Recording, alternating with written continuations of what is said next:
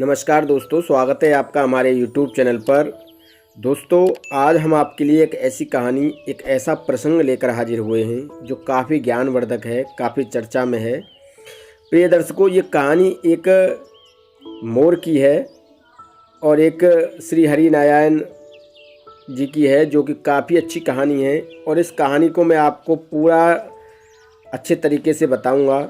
इस कहानी का उल्लेख वेद पुराण शास्त्र और ग्रंथों में भी किया गया है। प्रिय दर्शकों, हम आपके लिए इस ऐसी काफ़ी वीडियोज़, काफ़ी नई नई कहानी लेकर अपने चैनल पर आते हैं और आपके ज्ञान को निरंतर बढ़ाने की कोशिश करते हैं। प्रिय दर्शकों, अगर आप हमारे YouTube चैनल पर नए हैं तो आप हमारे YouTube चैनल को सब्सक्राइब कीजिए, बेल आइकन को प्रेस कीजिए ताकि आने वाली वीडियो का नोटिफिकेशन सबसे पहले आपको मिले और आप इसका पूरा फ़ायदा उठा सकें। प्रिय दर्शकों, ये तो आप जानते ही हैं कि जब श्री हरि नारायण किसी की परीक्षा लेते हैं तो उस व्यक्ति को कितनी कठिनाइयों से गुजरना पड़ता है, कितनी परेशानियां उस व्यक्ति को उठानी पड़ती हैं। और जब श्री हरि नारायण विष्णु भगवान जी किसी व्यक्ति पर प्रसन्न होते हैं तो उस व्यक्ति को इतना कुछ दे देते हैं कि जिसकी वो कामना करता है, और हर वो चीज़ उस व्यक्ति के पास होती है जिसकी वो कामना करता है। अंततः दोस्तों, मैं इतना ही कहूँगा कि अगर आप ईश्वर की भक्ति करते हैं तो एक न एक दिन आपको ईश्वर प्रसन्न होकर वो सब कुछ देंगे जिसकी जो आप कामना करते हैं। हर खुशियाँ आपके पास होंगी, हर चीज़ दुनिया की आपके पास होगी। प्रिय दर्शकों, ये कहानी काफ़ी पावन और पवित्र है। वेद पुराण शास्त्र और ग्रंथों में यहाँ तक लिखा है कि जो व्यक्ति इस कहानी को सुनता है उसके सभी पाप और विकार दूर हो जाते हैं, सभी कष्ट उस व्यक्ति के दूर हो जाते हैं। प्रिय दर्शकों, प्राचीन समय की बात है। प्राचीन समय में एक जंगल में एक ऋषि मुनि निवास किया करते थे। वो जो ऋषि मुनि थे उन्होंने काफ़ी गाय पाल रखी थी। गौ सेवा में उनका ज़्यादा ध्यान रहता था और गौ सेवा के अलावा वो ईश्वर की भी भक्ति किया करते थे काफ़ी। प्रिय दर्शकों, उस समय राक्षस और दानव भी हुआ करते थे जो कि लोगों को काफ़ी परेशान किया करते थे, काफ़ी दुख और पीड़ा दिया करते थे और उनसे हर व्यक्ति, हर मनुष्य परेशान था।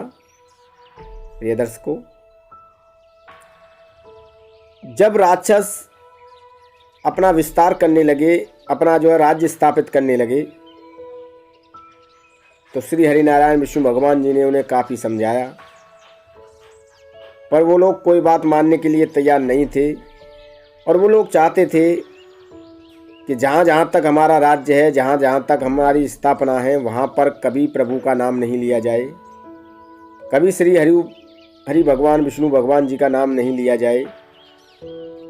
वो ऐसा चाहते थे कि उनकी राक्षस जाति ही राज करे, असुर जितने भी थे, राक्षस जितने भी थे, वो राज करें और उनका ही गुणगान किया जाए, उनकी ही मूर्ति स्थापित हो। श्री हरि नारायण विष्णु भगवान जी का कहीं पर उच्चारण ना हो, कहीं पर भी नाम न लिया जाए। वो ऐसा चाहते थे राक्षस। प्रिय दर्शकों, जब धीरे धीरे समय व्यतीत हुआ तो जो राक्षस असुर थे उनकी मनुष्यों के साथ काफ़ी बड़ा युद्ध हुआ, काफ़ी बड़ा संघर्ष हुआ, जिनमें कुछ देवता भी शामिल थे। उन सभी देवताओं से भी काफ़ी असुरों ने युद्ध किया। अंततः युद्ध में असुर जीत गए। प्रिय दर्शकों, अंत में असुर जीत गए। अब असुर जब जीत गए तो उन्होंने किसी व्यक्ति का कत्ल किया, किसी को अपाहिज किया, किसी का खून निकाला। हर तरह से वो हर व्यक्ति को पीड़ा पहुंचाने लगे। प्रिय दर्शकों, वो जो राक्षस और असुर थे उनका ऋषि मुनियों के साथ भी युद्ध हुआ और अंततः वो उनसे भी युद्ध जीत गए। कुछ असुर जो थे उन्होंने ऋषि मुनियों को मार दिया, काट दिया, कुछ ऋषियों को बंदी बना लिया। प्रिय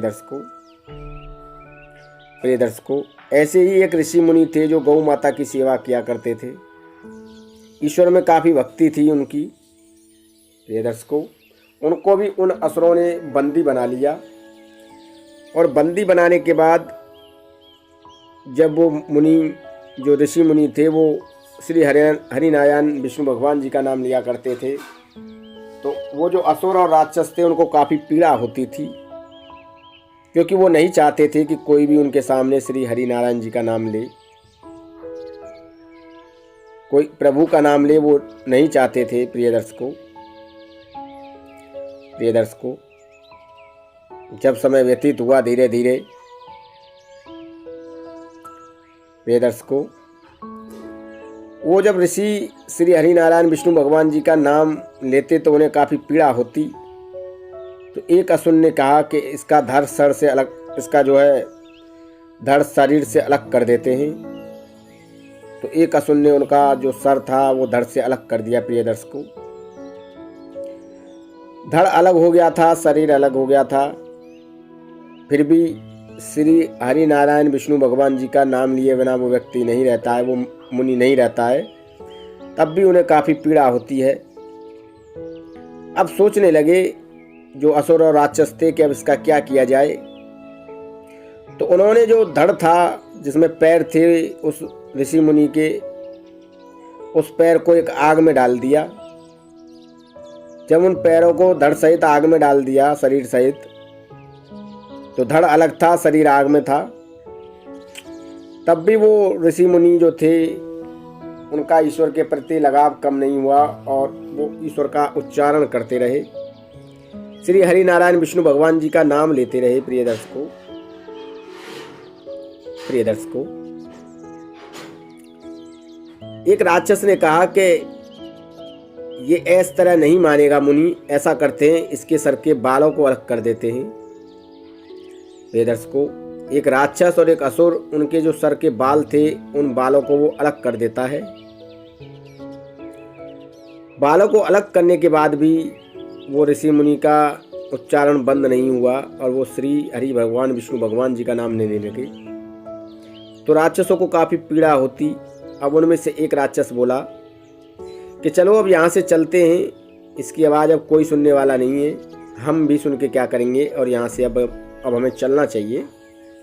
प्रिय दर्शकों, वो राक्षस वहाँ से चले जाते हैं। प्रिय दर्शकों, ये तो आप जानते ही हैं कि जब कोई व्यक्ति भगवान का भक्त होता है तो भगवान को काफ़ी पीड़ा होती है। जब इस तरह का आचरण उन राक्षसों ने उस मुनि के साथ किया, उस ऋषि के साथ किया, तो विष्णु भगवान जी का सिंहासन हिल गया और वो स्वयं प्रकट हुए, उस ऋषि के शरीर को जोड़ा, उस आग में से शरीर को निकाला और धड़ को जोड़ा, और जो बाल उन्होंने काट दिए थे राक्षसों ने, उन बालों को जोड़कर एक सर पर कलंगी बना दी। प्रिय दर्शकों, प्रभु से गलती हो गई। अब जो प्रभु ने सोचा था वो नहीं हो पाया। ऋषि मुनि जो थे वो जीवित तो नहीं हुए, पर उनके शरीर का एक अलग ही स्वरूप बन गया। अब श्री हरिनारायण बोले, अरे ये क्या गलती हो गई मुझसे, ये तो कुछ अलग ही स्वरूप बन गया है इस शरीर का। ये दर्शकों, अब श्री हरिनारायण विष्णु भगवान सोचने लगे कि अब मुझे क्या करना चाहिए जिससे कि मेरी गलती में सुधार हो।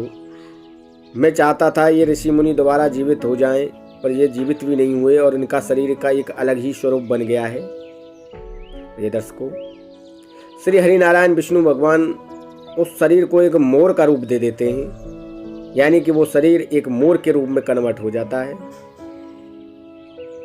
ये दर्शकों, जब वो शरीर एक मोर के रूप में कन्वर्ट हो जाता है तो काफ़ी सुंदर मोर बन जाता है। जैसे आपने देखा होगा, मोर के सर पर कलंगी होती है और उसके पंख भी काफ़ी सुंदर होते हैं और उसका शरीर भी काफ़ी सुंदर होता है।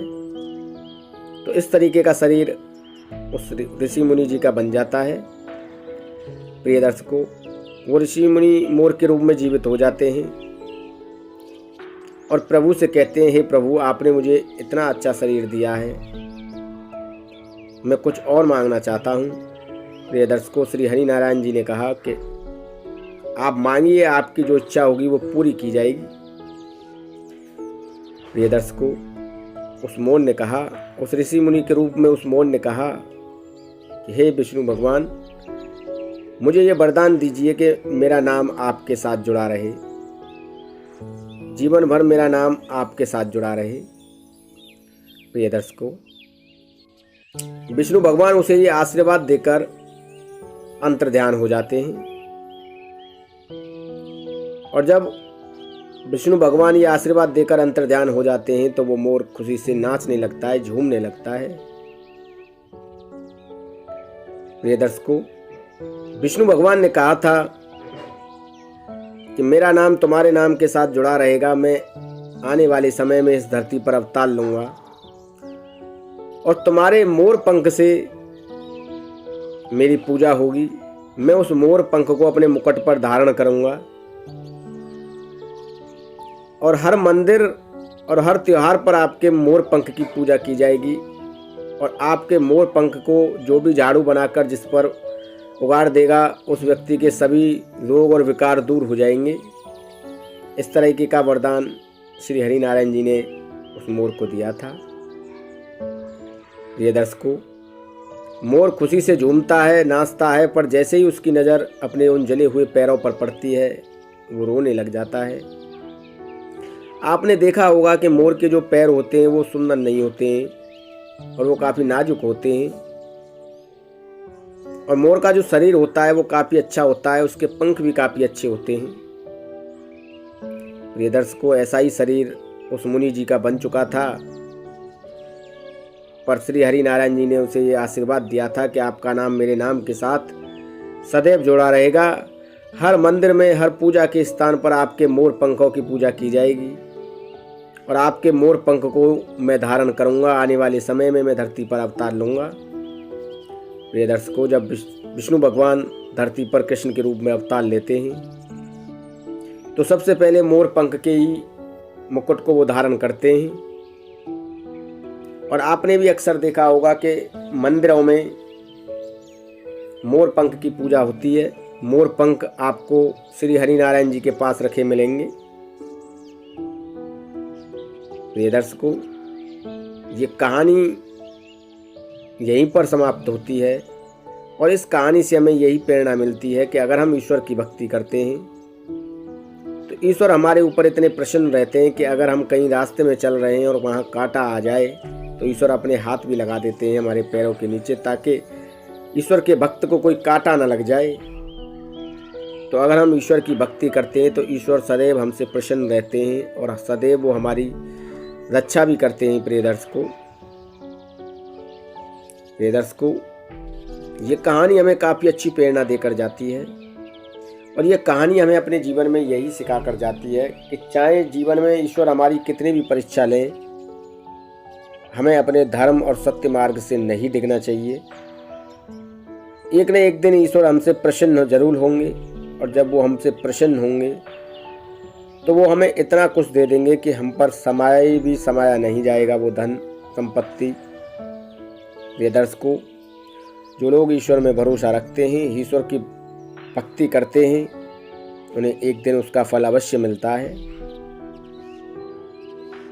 असत्य पर सत्य की जीत हमेशा होती है। हमेशा सत्य जीतता है और असत्य हार जाता है। प्रिय दर्शकों, इस कहानी को आप अपने जीवन में अगर धारण करेंगे तो अपने जीवन में कभी रोग विकार और कष्ट नहीं आएंगे और हमेशा आपका जीवन खुशमयी और आनंदमयी बना रहेगा। प्रिय दर्शकों, अगर आप हमारे YouTube चैनल पर नए हैं तो आप हमारे इस YouTube चैनल को सब्सक्राइब कीजिए, बेल आइकन को प्रेस कीजिए ताकि आने वाली वीडियो का नोटिफिकेशन सबसे पहले आपको मिले और आप उसका फ़ायदा उठा सकें। प्रिय दर्शकों, इस तरह की मोटिवेशनल कहानी हम आपके लिए अपने चैनल पर प्रतिदिन लाते रहते हैं और आपके ज्ञान को निरंतर बढ़ाने की कोशिश करते रहते हैं। प्रिय दर्शकों, अगर आपको कहानियाँ हमारी पसंद आती हों तो आप हमारी कहानियों को अपने सगे संबंधियों में शेयर करें, अपने घर परिवार में भी शेयर करें, अपने पास पड़ोस में भी शेयर करें, ताकि इस तरह की कहानी से हर व्यक्ति प्रेरणा ले सके और अपने जीवन को सार्थक बना सके और ईश्वर में भक्ति कर सके और ईश्वर में भक्ति